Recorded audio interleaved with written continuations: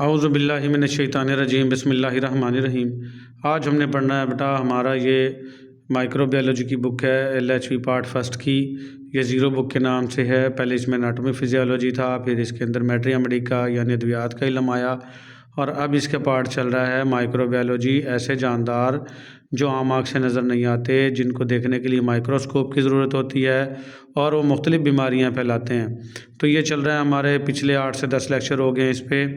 तो आज इस कड़ी का हमारा जो है तकरीबन लास्ट लेक्चर है, डिसइंफेक्शन एंड स्टेरिलाइजेशन, जरासीम से पाक करना। डिसइंफेक्शन सुन लें बेटा। डिसइंफेक्शन जरासीमों को इस हद तक मारना या कमज़ोर करना कि वो बीमारी ना फैला सकें, उसको हम कहेंगे डिसइंफेक्शन। और जरासीम का 100% ख़ात्मा कर देना, मुकम्मल ख़ात्मा कर देना, वो कहलाता है स्टेरिलाइजेशन। तो ये इन दोनों में फ़र्क है, तो इसका बाकायदा आगाज़ करते हैं बेटा, पढ़ते हैं। डिसइंफेक्शन एंड स्टेरिलाइजेशन, इसकी तारीफ़ आपने लिख लेनी है जो मैंने उर्दू में बताया। स्टेरिलाइजेशन और डिसइंफेक्शन मींस, स्टेरिलाइजेशन और डिसइंफेक्शन का मतलब है the destruction of living organism of all types, तबाही कर देना तमाम जिंदा जानदारों की, ऑल टाइप्स के, जितने भी जो बीमारियां फैलाने वाले हैं, वेदर पैथोजेनिक और नॉन पैथोजेनिक, जो कि नुकसानदेह भी हो सकते हैं और गैर नुकसानदेह भी हो सकते हैं। पैथोजेनिक नुकसान देने वाले, नॉन पैथोजेनिक जो नुकसान नहीं देते। स्पोर बेरिंग और नॉन स्पोर बेरिंग, जो अंडे बनाते हों या अंडे ना बनाते हों। स्पोर वैसे अंडों को कहते हैं बेटा। ऐसे जरासीम जो अंडे दे देते हैं वो खुद तो मर जाते हैं, लेकिन उनके अंडे या स्पोर बाकी रह जाते हैं, उनसे फिर बच्चे निकल आते हैं। तो ऐसे बैक्टीरिया या माइक्रो ऑर्गेनिज्म जो स्पोर बनाते हों या नॉन स्पोरिंग हो, पैथोजेनिक हो या नॉन पैथोजेनिक हो, सारों के डिस्ट्रक्शन करना, तबाही करना, यह डिसइंफेक्शन या स्टेरिलाइजेशन कहलाता है। A sterilized article is free from substances, जो आर्टिकल, जो अशिया आपने स्टेरिलाइज कर दी, जरासीम से पाक कर दी, इज़ फ्री, वो फ्री हो जाएंगी, फ्राम सब्सटेंसेस, तमाम ऐसी अज्जा से, that destroy pathogenic micro organisms, जो कि पैथोजेनिक माइक्रो ऑर्गेनिजम्स को मार देंगे, डिस्ट्रॉय कर देंगे। आर कॉल्ड डिसइंफेक्टेंट, उन सारे इन चीज़ों को हम डिसइंफेक्टेंट कहेंगे। और जर्मिसाइड या जरासीमों को मारने वाले जर्मिसाइड कहेंगे। और बैक्टीरिसाइड या बैक्टीरिसाइड कहेंगे। साइड जहाँ लग जाएगा मारने वाली, बैक्टीरिया को मारने वाली बेटा, बैक्टीरिसाइड बैक्टीरिया को मारने वाली, जर्मिसाइड जरासीम को मारने वाली, जर्म्स को मारने वाली, डिसइंफेक्टेंट डिसइंफेक्शन करने वाली। तो ऐसी जो सारे अज्जाएँ हैं जो आर्टिकल को तमाम जरासीमों से स्टेरिलाइज कर देंगे, उनको हम क्या कहेंगे? डिसइंफेक्टेंट, जर्मिसाइड या बैक्टीरिसाइड कहेंगे। मेथड ऑफ स्टेरिलाइजेशन, स्टेरिलाइजेशन के तरीक़ाकार क्या हैं? There are two method of sterilization, sterilization के दो तरीक़ाकार हैं बेटा। एक है फिज़िकल स्टेरिलाइजेशन, फिज़िकल कहते हैं तबी तरीक़ाकार, दूसरा होता है केमिकल स्टेरिलाइजेशन। तो हमने दोनों ही पढ़ने हैं बेटा। तो पहला फिज़िकल स्टेरिलाइजेशन पढ़ते हैं। Following are the different physical method, मंदरजा झेल जो है तबी तरीक़ाकार हैं, यूज़ इस्तेमाल होते हैं, टू किल माइक्रो ऑर्गेनिज्म को मारने के लिए। फर्स्ट ऑफ ऑल है बेटा बॉयलिंग, किसी भी चीज़ को बॉयल कर दो तो उसके जरासीमों की चीखें निकल जाती हैं और वो फड़क जाते हैं, मर जाते हैं। द कंटामिनेटेड मटेरियल, जो आलूदा मटेरियल होता है, is subjected to boil water, उसको डाल देंगे उबलते हुए पानी में, फॉर फ्यू मिनट्स, चंद मिनट के लिए, विच डिस्ट्रॉयज, जो तबाह कर देगा, मोस्ट ऑफ माइक्रो ऑर्गेनिज्म, बहुत सारे खुर्दबीनी जानदारों को, except the spore bearing micro organism of the virus, सिर्फ के अलावा। एक्सेप्ट का मतलब क्या होता है बेटा? के अलावा, जो वायरसेस के स्पोर बनाने वाले यानी अंडे बनाने वाले माइक्रो ऑर्गेनिज्म, उनके अलावा बॉइलिंग वाटर से सारे ही मर जाते हैं, सिर्फ वो वायरस जो स्पोर बनाते हैं वो नहीं मरेंगे। फिर दूसरा तरीका बर्निंग, डायरेक्ट जला देना बेटा। जो कूड़ा करकट होता है ना, वेस्ट प्रोडक्ट होती हैं अस्पतालों वगैरह की, उनको जला दिया जाता है, तो उनसे भी जरासीम मर जाते हैं, फिर मज़ीद जरासीम फैलते नहीं हैं उन अशिया से, अगर कोई उनको छू भी ले तो। डिस्कार्डेड मटेरियल, फेंके गए जितने भी मटेरियल हैं, लाइक सॉइल ड्रेसिंग, जैसा कि पट्टियाँ हो गई, डैमेज रबड़, डैमेज हुई रबड़ें हो गई, जैसा कि आपकी ड्रिप सेट हो गया, या आपकी आईवी लाइन बर्नोले की रबड़ें, या आपकी जो ड्रिप सेट के ड्रिपें हो गई, या ड्रिप सेट का पाइप हो गया, सारे डैमेज रबड़ हैं बेटा। आइटम कैन बी बर्नड, इनको जला देंगे, टू किल, मारने के लिए, जर्म्स, जरासीमों को, एंड स्पोर, और उसके अंडों को, टू प्रिवेंट कंटामिनेशन, ताकि आलूदगी से बचाया जा सके। कंटामिनेशन आलूदगी होती है बेटा। बर्निंग रेड हॉट, इतना जलाना कि रेड हॉट कर देना बेटा।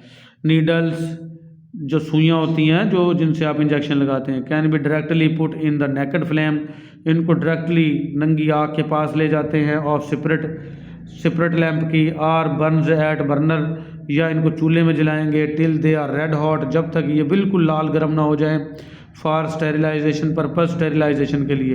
ये पहले के वक्तों में किया जाता था बेटा, जब एक ही सिरिंज को बार बार इस्तेमाल करना मकसूद होता था। आजकल तो डिस्पोजेबल सिरिंजें आई हुई हैं, एक बार यूज़ करो और उनको फेंक दो। तो इनको फिर इतना रेड हार्ट करते थे, बिल्कुल लाल उबलने लग जाती थी ये, ताकि जरासीम सारे के सारे मर जाएं। तो वो रेड हॉट तरीका था। अब भी हो सकता है ये जो पैकिंग में आती हैं सिरिंजेस वगैरह, इनको भी पहले रेड हॉट करते हों और इनको जरासीम से बिल्कुल पाक करके ही पैकिंग की जाती हो। फ्लेमिंग, शोला, फ्लेम शोले को कहते हैं बेटा। बर्निंग, जलाना, बर्निंग रेड हॉट, बिल्कुल लाल करके जलाना। फ्लेमिंग, डायरेक्ट शोले के पास ले जाना। सीजर्स होगी, कैंचियाँ, स्कैल्पल्स होगी बेटा, जो ब्लेड काटने के लिए यूज़ होते हैं उनको स्कैल्पल्स कहते हैं बेटा। तो सीजर छुरियाँ होगी, स्कैल्पल्स होगी काटने वाली, एंड फोर्सेप वो चिमटियाँ जिनसे हम किसी स्किन वगैरह को पकड़ते हैं, वो होगी। Are dipped in the mixture of alcohol, इनको आप अल्कोहल यानी सिपरेट के मिक्सचर में आप डबोएंगे। डिप का मतलब डबोना होता है, डी से डिप, डी से डबोना, ऐसे याद कर लो। एंड डायरेक्टली फ्लेम्ड, और इसको डायरेक्टली आग लगा दोगे फॉर स्टेरिलाइजेशन, जरासीम से पाक करने के लिए। फिर आ जाएगा hot air oven. Hot air oven कहते हैं इंतहाई गर्म कर देना। ये ओवन होते हैं बेटा, ओवन जैसे अपने सालन गर्म करने वाले हैं, इस तरीके से ये भी हॉट एयर ओवन होते हैं, जरासीम से पाक करने के लिए मुख्तलिफ आलात को। ये जो लोग हॉस्पिटल्स में काम करते रहे वो इन सारी चीज़ों से वाकिफ़ और उनको आसानी से समझ में आ रही होगी। शार्प इंस्ट्रूमेंट, जो तेज़ धार आलात होते हैं, लाइक ब्लेड्स, जैसे ब्लेड हो गए, नाइफ, छुरियाँ होगी। आई इंस्ट्रूमेंट, आँखों के आलात, आँखों का इलाज करने वाले आलात। एंड ग्लास एप्लाइंसेस, और शीशे की बनी जो ट्यूबें वगैरह होती हैं, टेस्ट ट्यूब वगैरह, कैन बी स्टेरिलाइज, इनको हम जरासीम से पाक करते हैं बाय दिस मेथड, इस तरीके से हॉट एयर ओवन में। The hot air oven is an electrical oven. Hot air oven बिजली से चलने वाला ओवन है। हैविंग इनर नेक्स, जिसके अंदर अंदरूनी नेक्स बनी होती हैं। नेक्स कहते हैं बेटा खाने या लटकाने की चीज़ें। एंड थर्मामीटर, और इसमें थर्मामीटर होता है इंसर्टेड फ्राम आउटसाइड, जो बाहर से हम इसमें दाखिल करते हैं ताकि हमें अंदर के टेम्परेचर का पता लग सके। The chamber is heated from 160 to 180 degree centigrade, और चैम्बर को आप 160 से 180 डिग्री सेंटीग्रेड तक गर्म करेंगे। फॉर 1.5 आवर, 1.5 आवर का मतलब है बेटा 1.5 घंटे के लिए। ये मरूजी बन सकती है कि हॉट एयर ओवन में टेम्परेचर कितना रखना है, 160 से 180 डिग्री सेंटीग्रेड, और आर्टिकल्स को रखना कितनी है, 1.5 घंटा रखना है बेटा। फिर आ जाएगी सनलाइट, सूरज की रोशनी, ये भी जरासीमों से मारती है। It is an excellent natural infected, ये बहुत आला कुदरती जरासीम को मारने वाला तरीका है। एयरिंग, डाइंग, हवा से मर जाते हैं। एंड एक्सपोज टू सनलाइट, और सूरज की रोशनी का सामना करने से, सामने लाने से मर जाते हैं जरासीम। ऑफ बेडिंग, बिस्तर की चादरों के, बेडिंग के। एंड फर्नीचर के। ऑफ द सिक रूम कहते हैं बेटा वो वार्ड, सिक वैसे बीमार को कहते हैं, बीमार के कमरे की जो चादरें हैं और फर्नीचर है, उसको डायरेक्ट धूप लगवाने से और हवा लगवाने से वो कुदरती तौर पर बहुत सारे जरासीम मर जाते हैं। Is a simple and effective technique, ये सादा और बहुत मुतासर कुन तरीक़ाकार है। फिर आ जाएगा बेटा स्टीम कहते हैं भाप को। It is use in 2 ways for disinfection, ये 2 तरीक़ों से इस्तेमाल होती है डिसइंफेक्शन के लिए, ठीक है। पहली है करंट स्टीम बेटा, स्टीम भाप को कहते हैं। When steam is generated at ordinary atmospheric pressure, जब आप भाप बनाते हैं जो एटमॉस्फेरिक प्रेशर है 100 डिग्री सेंटीग्रेड पर बनाएंगे। And is allowed to escape, और इसको खारिज होने देंगे, तो ये क्या है, करंट स्टीम है। फिर आ जाएगी saturated steam. When water is boiled in the close vessel, जब आप पानी को बॉयल करोगे बंद बर्तन में, एग्जांपल के तौर पर इन अ स्टीम बॉयलर, भाप वाली भट्टी में या बॉयलर में, और केटल या किसी केतली वगैरह में वो बंद होती है। The steam which is generated, जो भाप बनेगी, is accumulated under high pressure, ये इकट्ठी हो जाएगी हाई प्रेशर के तहत। The longer the water boil, जितना तेज़ पानी गर्म होगा, the greater will be pressure, उतना ही उसका प्रेशर भी ज़्यादा होगा। The steam so generated is called saturated steam, इस तरीके से जो भाप पैदा होगी हम उसको सैचुरेटेड स्टीम कहेंगे। फिर आ जाएंगी इसके बाद H gamma rays radiation. Gamma rays भी बेटा जरासीम को मारने के लिए होती हैं। It is a form of radio active source, ये रेडियो एक्टिव सोर्स की एक शक्ल है। इज़ कमर्शियली यूज़, जो तिजारती पैमाने पर इस्तेमाल की जाती है फॉर स्टेरिलाइजेशन, जरासीमों को मारने के लिए। ऑफ डिस्पोजेबल नीडल्स, ऐसी नीडल्स जो डिस्पोजेबल हों। डिस्पोजेबल नीडल आजकल आई हुई हैं, जो आप टीका लगाते हैं, सिरिंज आती है पैकिंग में, वो डिस्पोजेबल नीडल्स है। तो इनको जरासीम से पाक करने के लिए क्या लगाते हैं, गैमा रेज। IV सेट को जरासीम से पाक करने के लिए कैथीटर्स हैं बेटा, नाक की नाली, पेशाब की नाली, इनको कैथीटर कहते हैं। स्यूचर्स मटेरियल, टाँके लगाने वाला जो मटेरियल है, धागे वगैरह, निडलें वगैरह, उनको स्यूचर्स मटेरियल कहते हैं। नाइफ ब्लेड, छुरियाँ वगैरह होगी और ब्लेड हो गए जिनसे आप ऑपरेट करते हो। तो ये सारे मटेरियल्स जो हैं इनको जरासीम से पाक करने के लिए आजकल गैमा रेडिएशंस का इस्तेमाल हो रहा है। आफ्टर पैकिंग द आइटम्स, इन आइटम को पैकिंग करने के बाद, is expose to gamma rays, इनको गैमा रेज के सामने लाते हैं टू किल माइक्रो ऑर्गेनिज्म को मारने के लिए। तो ये थे हमारे H तक के बेटा, ये कौन सा तरीक़ाकार था हमारा, ये फिज़िकल मेथड था। दूसरा तरीक़ाकार हमारा है केमिकल मेथड। अब हम पढ़ते हैं बेटा इसके बाद वाला केमिकल मेथड, ये H तक हमने पढ़ लिया है। तो हम पढ़ते हैं अब केमिकल डिसइंफेक्शन। कुछ केमिकल ऐसे हैं जिनसे जरासीम से पाक किया जाता है। तो केमिकल क्या है बेटा, न्यूमरस केमिकल्स, बहुत सारे केमिकल हैं। डिसइंफेक्टेंट्स हैं, आर वाइडली यूज, बहुत ज़्यादा इस्तेमाल किए जाते हैं। In the prevention of spread of communicable disease, बचाव के लिए प्रिवेंशन, बचाव होता है बेटा ऑफ स्प्रेड, फैलने से, ऑफ कम्युनिकेबल डिजीज़, अछूत की बीमारियां। कम्युनिकेबल डिजीज़ होती हैं एक से दूसरे को जो लग जाएं बीमारियां, उनको कम्युनिकेबल डिजीज़ कहते हैं बेटा। तो केमिकल डिसइंफेक्टेंट मैंने बताया, ये जरासीमों को 100% तो ख़त्म नहीं करते डिसइंफेक्टेंट, लेकिन इस हद तक मार देते हैं, इस हद तक कम कर देते हैं कि वो मज़ीद बीमारियां ना फैला सकें और मज़ीद जो है वो नुकसान से बचा जा सके। तो उनमें है ऑल डिसइंफेक्टेंट्स है वीक एंड स्ट्रॉन्ग पॉइंट्स। हर डिसइंफेक्टेंट के कुछ अच्छी कमज़ोर पॉइंट भी हैं और कुछ मजबूत पॉइंट भी हैं, यानी कुछ फ़ायदे भी हैं, कुछ नुकसानात भी हैं। जैसे क्लोरीन, ब्रोमीन, फ्लोरीन, आयोडीन, इनको हैलोजेंस कहते हैं और केमिस्ट्री में पढ़ के आए होंगे, इनको बेटा X से ज़ाहिर किया जाता है।